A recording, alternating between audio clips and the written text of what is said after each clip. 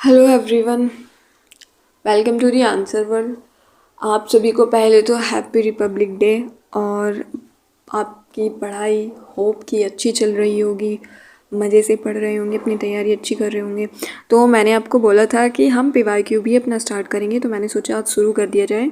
और ये ज्योग्राफी का पीवाईक्यू का जो सेशन है पहला है, और ये मैंने सोचा है कि ना सब्जेक्ट वाइज कराएंगे। और पीवाईक्यू पढ़ने का तरीका भी सबसे अच्छा वही होता है कि आप जिस सब्जेक्ट को पढ़ रहे हैं उसी का पीवाईक्यू आपने लगा लिया। और देखो, मैंने ये ज्योग्राफी के पीवाईक्यू यहाँ मैपिंग बेस्ड कराया है, मतलब थोड़ा आपको यहीं पे थोड़ा एक्सप्लेन करके यहीं पे चीज़ें फिनिश हो जाएगी। ऐसा नहीं आपको इधर उधर कहीं जाना है। मैं सोच रही थी कि पीसीएस और आरओ का दोनों का साथ करा दूंगी, पर मेरे को लगता है मेरे को मतलब वीडियो ज़्यादा बड़ी नहीं करनी है, फिर थोड़ा बोर होता है देखने में। तो नेक्स्ट वाली वीडियो में पीसीएस के मतलब 2000 जो अभी एग्ज़ाम हुआ था दिसंबर में 24 में, तो वो वाले की ज्योग्राफी वाले पीवाईक्यू लगा बना दूंगी वो वीडियो, ठीक है।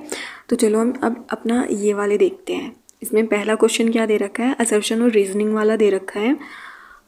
इसमें दे रखा है कि सर्दी के मौसम में भारत का अधिकांश भाग शुष्क रहता है। शीत ऋतु के दौरान देश के अधिकांश भाग उत्तर पूर्वी व्यापारिक हवाओं के प्रभाव में रहते हैं। देखो, सबसे पहली बात तो ये याद रखना कि जब हमारा विंटर होता है तो विंटर में वेस्टर्न डिस्टर्बेंस का रोल होता है नॉर्थ इंडिया पर। यहाँ पर ईस्टर्ली ट्रेड विंड यानी कि उत्तर पूर्वी जो व्यापारिक पवनें होती है उनका कोई रोल नहीं होता।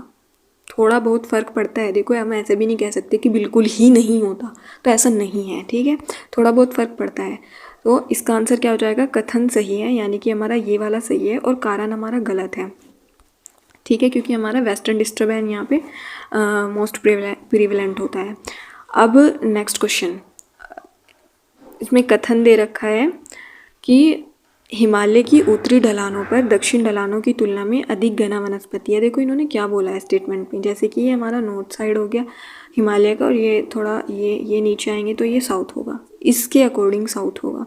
तो इन्होंने कहा कि जो यहाँ पर ज़्यादा पेड़ वेड़ है, ज़्यादा वनस्पति है यहाँ के अकॉर्डिंग, ऐसा नहीं है, ठीक है, ये गलत है। क्योंकि टेम्परेट रीजन में अभी देखो ऐसे होती है चीज़ें, जैसे ये हमारी अर्थ हो गई, तो इक्वेटर पर इक्वेटोरियल रीजन पर यहाँ पर ज़्यादा पेड़ वेड़ वगैरह ये वनस्पति वगैरह सब कुछ होंगे, क्योंकि यहाँ पे डायरेक्ट सन की रेज पड़ती है, जिससे क्या होता है कि टेम्परेचर वगैरह भी अच्छे खासा रहता है, तो ह्यूमिडिटी कंडीशन अच्छी बनती है, ठीक है। बारिश होने की संभावनाएं बहुत रहती हैं। यहाँ टेम्परेट में जाएंगे थोड़ा सनरेज की जो इफेक्टिवनेस होता है वो कम हो जाता है, तो होते हैं लेकिन इतने ज़्यादा घने नहीं हो पाते वनस्पति जितने इक्वेटर पे होते हैं, ठीक है। ट्रॉपिकल यहाँ पे जाएंगे ऊपर वाले रीजन में, टुंड्रा वगैरह टैगा वगैरह में, वहाँ पे तो यही मोसेस वगैरह रहते हैं, ये नहीं रहते हैं। तो जब हम साउथ से, मतलब साउथ से तो नहीं कह सकते हम, इक्वेटर से जब हम ऊपर की साइड जाते हैं, नॉर्थ की साइड, इक्वेटर से जब हम नॉर्थ की साइड जाते हैं तो हमारा जो वनस्पति वगैरह है ये कम होते जाते हैं, ठीक है। तो हम अपने हिमालय के उसमें देखते हैं, तो यहाँ पे हमारा नॉर्थ हो गया और ये साउथ हो गया, तो यहाँ पर ज़्यादा वनस्पति नहीं होंगे, ठीक है। लेकिन दूसरा देखो इन्होंने कारण क्या दे रखा है, हिमालय की दक्षिण ढलानों पर उत्तरी ढलानों की तुलना में अधिक वर्षा होती है, यानी कि क्या, जैसे नॉर्थ और साउथ बारिश ज़्यादा। देखो अगर सूर्य यहाँ भी है, मान यहाँ पे है, तो सनरेज ज़्यादा कहाँ जाने की संभावना है, साउथ में। पहले तो यहीं जाएगी नॉर्थ में भी बिल्कुल जाएगी, लेकिन इतनी नहीं जा पाएंगी। तो ज़्यादा बारिश कहाँ होगी, ज़्यादा टेम्परेचर कहाँ का होगा, साउथ का होगा, ठीक है। तो हमारा दूसरा स्टेटमेंट हमारा ठीक है, पहला हमारा गलत है, यही इसका आंसर है, ठीक है। नेक्स्ट क्वेश्चन है कि यूरोप में राइन नदी के संदर्भ में बताना है कि कौन सा सही है। पहला स्टेटमेंट, राइन नदी उत्तर जर्मनी की औद्योगिक गतिविधियों के लिए एक महत्वपूर्ण मार्ग है। दूसरा, रोटरडैम का बंदरगाह राइन नदी के मुहाने पर स्थित है। ये दोनों ठीक है, मैप देख लेते हैं इसका। देखो ये हमारी राइन रिवर हो गई, ये राइन रिवर स्विट्जरलैंड से, और ये एल्प्स माउंटेन से निकलती है, और रोटरडैम ये रहा यहाँ पे, और डेल्टा फॉर्म करती है ये, ठीक है। और ये नॉर्थ सी में गिरती है जा करके, ये हमारा ये जो ब्लू ब्लू सा नज़र आ रहा है नॉर्थ सी है। चलिए नेक्स्ट क्वेश्चन क्या है हमारा, ये रहा।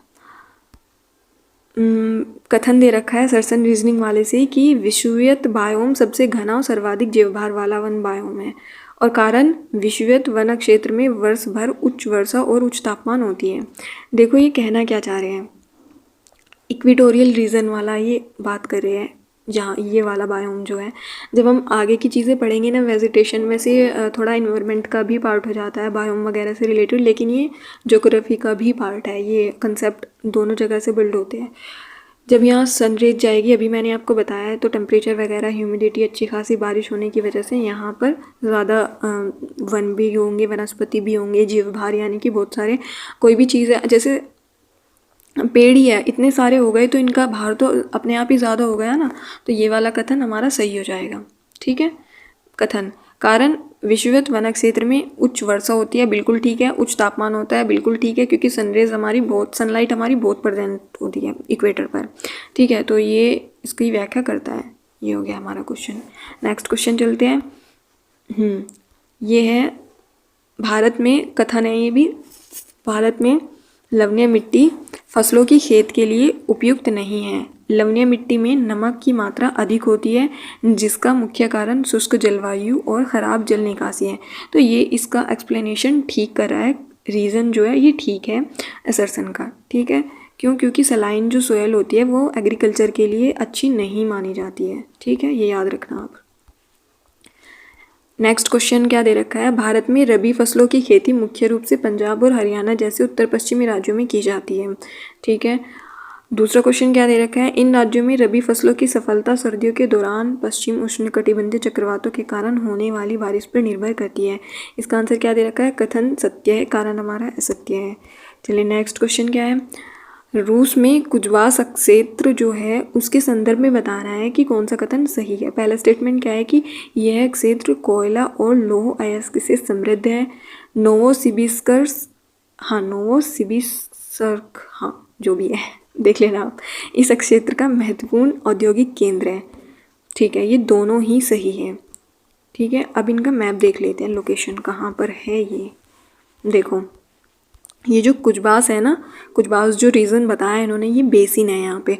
और ये जो है नेक्स्ट लोकेशन इन्होंने जो दूसरे स्टेटमेंट में बताया कि नोवोसिबिर्स्क, ये यहाँ पर ही कुजबास रीजन के अंदर ही ये लोकेशन है इसकी लोकेटेड। देखो ये आसपास के बाकी के जो बेसिन दिए हुए हैं। ठीक है, आप इनको देख लेना, एक बार रीड कर लेना। याकुटिया बेसिन है, कनास्क एकेंसिक बेसिन है, ठीक है, कुजनेटस्की बेसिन है, पेचोरस्की बेसिन है, जो भी है यार आप लोग एक बार, मतलब मेरा कहने का ये है कि अगर हम ये चीज़ देख रहे हैं तो हमको ना ये सारे बेसिन पता होने चाहिए। आप इनको पॉज करके एक बार देख लेना। ठीक है, स्क्रीनशॉट लेके रख सकते हैं आप चाहे तो। तो हमारा नेक्स्ट क्वेश्चन क्या हो जाएगा, नेक्स्ट क्वेश्चन है हमारा, ये देखो सूची वाले दिए हैं, मतलब मिलान करने देते हैं। ये तेल शोधनशाला दे रखी है एक साइड, और एक साइड इन्होंने राज्य दे रखे हैं। तो बरौनी ये बिहार में है, बोंगाई गांव ये असम में है, बीना एमपी में है, कोयली गुजरात में है। ठीक है, और नेक्स्ट क्वेश्चन है, अफ्रीका में विक्टोरिया जलप्रपात के संदर्भ में बताना है कि कौन सा कथन सही है नहीं। तो पहला स्टेटमेंट क्या दे रखा है कि यह जाम्बिया और मोजाम्बिक की सीमा पर अवस्थित है। जाम्बिया और मोजाम्बिक एक दो कंट्री के नाम दे रखे हैं। ठीक है, उनकी सीमा पर स्थित है। यह जाम्बेजी नदी पर स्थित है। इसमें क्या है कि सिर्फ और सिर्फ दूसरा स्टेटमेंट ठीक है, पहला गलत है। क्यों गलत है अभी देखते हैं। देखो ये रहा हमारा विक्टोरिया फॉल, विक्टोरिया वाटरफॉल कहाँ पे है, ये रहा यहाँ पे। ठीक है, जाम्बिया है, जिम्बाब्वे है, मोजाम्बिक नहीं है। मोजाम्बिक ये है इधर कंट्री, ये वाली। ठीक है, ये है हमारा यहाँ पे इन दोनों कंट्री के बीच में। देखो यहाँ पे थोड़ा, हाँ यहाँ पे जूम वाले में देख लो आप थोड़ा, ये जाम्बिया और जिम्बाब्वे इन दोनों के बीच में है विक्टोरिया, और यहीं पे हमारी कौन सी है, जाम्बेजी नदी है। चलिए, तो ये हो गया हमारा इधर से जी। अब हम अपने नेक्स्ट क्वेश्चन पर चलते हैं। भारत का कौन सा राज्य चूना पत्थर, जिप्सम, नमक और जस्ता भंडारण के लिए प्रसिद्ध है? तो वो है राजस्थान। ठीक है, ये ना इकोनॉमिक ज्योग्राफी का पार्ट होता है।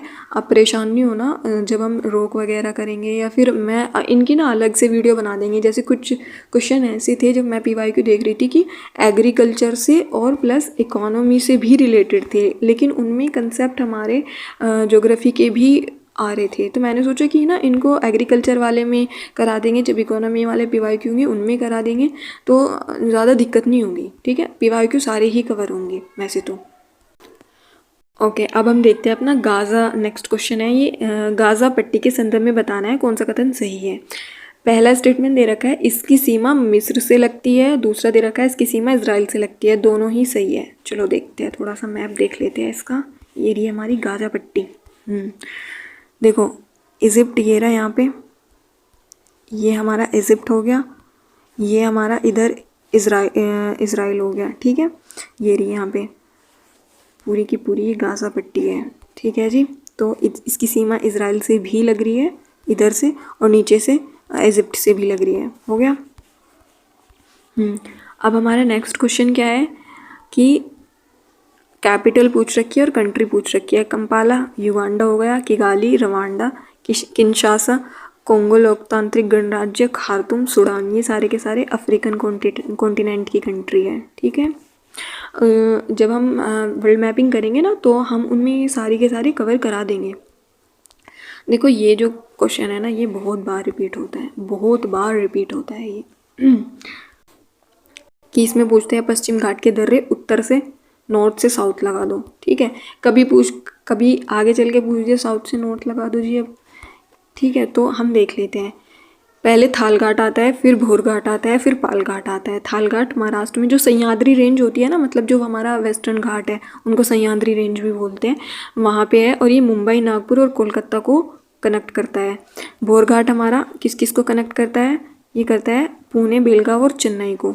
पालघाट नीलगिरी और अन्नामलाई के बीच में है केरल में, और कालीकट त्रिचूर, कोयम्बटूर और इडोर इनको कनेक्ट करता है। ठीक है, ये थोड़ी सी इन्फॉर्मेशन मैंने डाल दी थी, आप देख लेना। नेक्स्ट क्वेश्चन दे रखा है इन्होंने कि पर्वत और महाद्वीप पूछ रखे हैं, कौन से महाद्वीप में है, कौन से कॉन्टिनेंट में है ये पर्वत। एंडीज़ दक्षिण अमेरिका में है, अल्ताई एशिया में है, आल्प्स यूरोप में है, और अपलेशियन उत्तरी अमेरिका में है। अब देखो तुम, राइन नदी कहाँ से निकलती है, आल्प्स से निकलती है। ठीक है, उसी साल के PYQ की बात कर रही हूँ मैं, सेम ऐसे हो जाता है। तो मैप ज्योग्राफी में मैपिंग लोकेशन बहुत ज़रूरी होती है, और इनमें तो है ही PCS और ARO जैसे एग्ज़ाम में। नेक्स्ट क्वेश्चन है हमारा, ये पूछ रखा है कि कोल पावर प्लांट और ये किसी स्टेट में पड़ता है। कहलगांव बिहार में है, खरगोन मध्य प्रदेश में, कोरबा छत्तीसगढ़ में, कुड़गी कर्नाटका में। ठीक है, नेक्स्ट क्वेश्चन है भारत दुनिया में कोयले के अग्रणी उत्पादों में से एक है। ठीक है, जनरल सा स्टेटमेंट है। भारत के झारखंड और छत्तीसगढ़ जैसे राज्यों में कोयले के विशाल भंडार हैं, ये भी ठीक है। दोनों के दोनों कथन सही है। ये पूछा था ना कि दोनों सही है या नहीं है, तो दोनों सही है। देखो अगर वे स्टेटमेंट ऐसे बना देते कि भारत के झारखंड और छत्तीसगढ़ जैसे राज्य में कोयला के विशाल भंडार है, ये तो ठीक है। भारत में झारखंड पहले नंबर पर है या छत्तीसगढ़ पहले नंबर पर है, ठीक है, कोयले में, तो ये गलत हो जाता है स्टेटमेंट। क्यों? क्योंकि हमारा जो कोयले फर्स्ट नंबर पर है वो उड़ीसा है, ये याद रखना।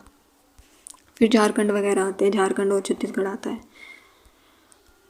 नेक्स्ट क्वेश्चन क्या दे रखा है, ग्रेट बैरियर रीफ के बारे में दे रखा है कि कौन सा कथन सही है। यह ऑस्ट्रेलिया के उत्तर पूर्वी तट पर स्थित है। इसकी लंबाई, इसे छोड़ दो, इसकी लंबाई 2500 किलोमीटर से अधिक है, ये गलत है। इसकी लंबाई लगभग 1900 किलोमीटर से अधिक होती है। ठीक है, तो इसमें ये स्टेटमेंट गलत हो जाएगा, ये वाला गलत हो जाएगा, और ये उत्तर पूर्वी वाले भी ठीक हो जाएगी। देखो जैसे ये यहाँ पे है, ये रहा, ये ग्रेट बैरियर रीफ है हमारी, ये रही। और यहाँ पे कौन सा स्टेट पड़ता है ऑस्ट्रेलिया का, क्वींसलैंड पड़ता है। ठीक है, नेक्स्ट क्वेश्चन क्या है, ये पूछ रखा है कि निम्न में से कौन सा मैग्नीज उत्पादक क्षेत्र कर्नाटक में स्थित नहीं है। देखो इन पे ना बहुत ध्यान देना होता है कि नहीं है पूछा है या है पूछा है, क्या पूछा है, तो नहीं पहले सर्कल कर दो, नहीं है। बेल्लारी है, चिकमगलूर है, सिमोगा है, श्रीकाकुलम नहीं है, ये आंध्र प्रदेश का है। मैग्नीज उत्पादक, यहाँ से मैग्नीज निकलता है। ठीक है, ये आंध्र प्रदेश में है साइट। नेक्स्ट क्वेश्चन है, कौन सा देश अरब प्रायद्वीप का हिस्सा नहीं है, तो इसमें सीरिया नहीं है। कौन कौन से है, ओमान है, इराक है, कुवैत है। और कौन कौन से है, सऊदी अरब, यमन, कतर, बहरीन और UAE। इसमें कुछ पार्ट जॉर्डन और इराक का भी आता है। देखो ये मैंने यहाँ पे पूरा का पूरा ही अरब पेनिनसुला दिखा दिया। देखो ये है पूरा, यहाँ पे यमन हो गया, ओमान, ये हमारा UAE, कतर हो गया, ये बहरीन यहीं पे बराबर में, ये सऊदी अरब वाला, ऊपर चलेंगे थोड़ा कुवैत, इराक वाला थोड़ा पार्ट आ गया, और जॉर्डन वाला थोड़ा पार्ट आ गया। ठीक है, नेक्स्ट क्वेश्चन क्या है कि ये पूछ रखा है लाल मिट्टी का रंग लोहे की उच्च अनुपात के बजाय उसके व्यापक प्रसार के कारण है। दूसरा कारण क्या पूछ रखा है, उनमें आमतौर पर नाइट्रोजन, फास्फोरस और ह्यूमस की कमी होती है। ये ठीक है, दोनों कथन राइट है, लेकिन जो ये रीज़न है ये पहले वाले का कथन का ये एक्सप्लेनेशन नहीं दे रहा है। ठीक है। और रेड सोयल कहाँ कहाँ पे मिलती है? तमिलनाडु में मिलती है, कर्नाटक में, महाराष्ट्र में, आंध्र प्रदेश, छत्तीसगढ़, उड़ीसा और झारखंड। नेक्स्ट क्वेश्चन क्या है कि कौन सा यूरोप के किसी देश की राजधानी नहीं है? ठीक है, तो इसमें देखो ऑप्शन ऐसे दे रखे थे, मैंने ऐसे डाल दे कि ना आप ऐसे प्रैक्टिस करोगे तो आपका क्वेश्चन मतलब ऑप्शन किस तरह से एलिमिनेट करना है वो आप सीखोगे। देखो जैसे अगर हमको एक अभी हमने रोटरडैम वाला ऊपर पढ़ा था ना, क्वेश्चन वो आया हुआ था कि राइन नदी के मुहाने पर है रोटरडैम जो है। तो अगर आपको वो क्वेश्चन आपने ठीक किया होगा तो ये आपका 50-50 तक तो आप यहाँ पे चले ही जाओगे। कैसे? हमको रोटरडैम पता चल गया है कि ये तो एक डैम है, ये तो किसी की राजधानी नहीं हो सकती है ना। तो या तो दो ऑप्शन किस में है, इस वाले में है, इस वाले में है, तो या तो ये होगा या ये होगा, ये तो नहीं हो सकते। तो हम 50-50 पर आ गए अपना। बाकी आपको ये पता होगा इसमें से, अगर आपने पढ़ी होगी मैपिंग वगैरह में, जब हम वर्ल्ड मैप में करेंगे ना तो हम आपको ये सारे के सारी राजधानी और ये सब कुछ आपको बता देंगे। ठीक है, जिससे कि आपके अच्छे से याद हो जाए। तो रीगा लाटविया, रोटरडैम नहीं है, ज्यूरिख नहीं है, ये स्विट्ज़रलैंड में है। ज्यूरिख जो है स्विट्ज़रलैंड में है, लेकिन ये उसकी राजधानी नहीं है। और ज़ाग्रेब क्रोएशिया की राजधानी है। रीगा लाटविया की है। देख लेते हैं हमारा लाटविया कहाँ पे पड़ता है। देखो ये है लाटविया, ये रहा लाटविया, इसके नॉर्थ में है एस्टोनिया, नीचे है लिथुआनिया, रीगा इसकी कैपिटल है। ठीक है, और हमारा जो पूछा था इन्होंने क्रोएशिया, ये रहा, यहाँ पे देखो ये हमारा क्रोएशिया वाला पार्ट है। जगरेब इसकी कैपिटल हो गई। इसके नॉर्थ में स्लोवानिया, ईस्ट में थोड़ा हंगरी, सर्बिया भी है, बोस्निया है। इधर साइड में देखेंगे इसके वेस्ट में तो ये एड्रियाटिक सी से अपनी बॉर्डर जो है साझा करता है। इटली से इसकी जो है बॉर्डर नहीं लगता है, ये याद रखना है। चलिए ये हमारा यहाँ से सारे हो गए क्वेश्चंस। तो जी बस इतना ही था, हाँ इतना ही क्वेश्चन था। ठीक है, और देख लेते हैं कि कितने क्वेश्चन आए थे। एक हो गया, एक, और ये 2, 3, 4, 5, 6, 7, 8, 9, 10, 11, 12, और ये 13, 14, 15, 16, 17 और 18, 19, 20, 21।